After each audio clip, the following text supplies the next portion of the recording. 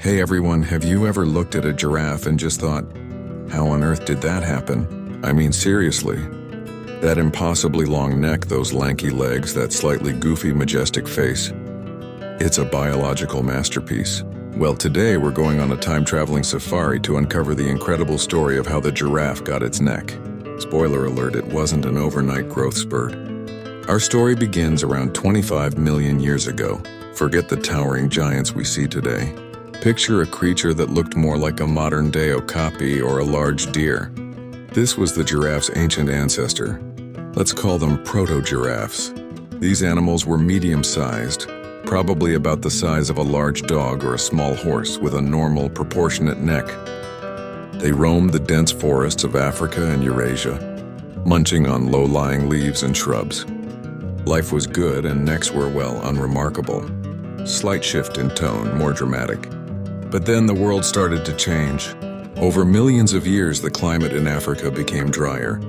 Those lush, dense forests began to thin out, giving way to open woodlands and savannas. For our proto-giraffes, this was a huge problem. The competition for food at ground level became fierce. Antelopes, deer-like creatures, and everyone was fighting for the same leafy snacks. It was a crowded buffet, and some were starting to go hungry.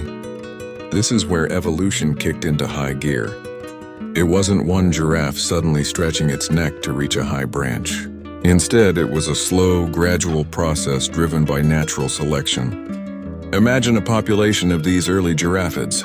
Just like in any group of animals, there were slight variations. Some were a little taller.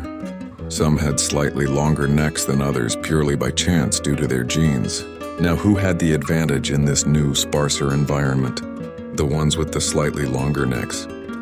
While their shorter-necked cousins were struggling to find uneaten leaves down below, these slightly longer-necked individuals could reach a little higher. They could access a whole new menu of untouched leaves that no one else could get to. This meant they were better fed, healthier, and more likely to survive and have babies. And guess what? They passed on their genes for a slightly longer neck to their offspring. This process repeated generation after generation for millions of years. Each generation, the individuals with the longest necks had a slight edge, survived better, and reproduced more. It's like a slow-motion race to the top of the canopy. Paleontologists have found amazing fossil evidence that maps this out. Take a look at a creature like Palaeotragus, which lived around 9 million years ago. It looked a bit like an okapi, but was already showing signs of neck elongation. It was the awkward teenage phase of giraffe evolution. Then came Bolinia, another ancestor whose neck was even more stretched out. You can literally see the vertebrae in the neck getting longer and longer in the fossil record. But wait, there's a plot twist. For a long time, we thought this was all about food. The classic competing for high leaves theory. But some scientists have proposed another spicier idea. The necks for sex hypothesis. Picture this. Male giraffes fight for the right to mate by swinging their massive heads and necks at each other. This is called necking, and it's a brutal, powerful display. In this scenario, a male with a longer, thicker, more powerful neck would have a huge advantage in these battles. He'd win more fights, impress the females, and pass on his long neck genes. So was the long neck an adaptation for eating or a weapon for mating? The truth is, it was probably both. The two pressures likely worked together, pushing the giraffe's neck to greater and greater lengths. But evolving a neck that long isn't simple. It creates a ton of biological problems. How do you get blood all the way up to a brain that's 2 meters above the heart? The giraffe's heart is an absolute powerhouse. It weighs up to 11 kilograms and pumps blood with twice the pressure of a human's. They also have a complex system of valves in their neck to manage blood flow, especially when they bend down to drink, preventing them from fainting from a sudden rush of blood to the head.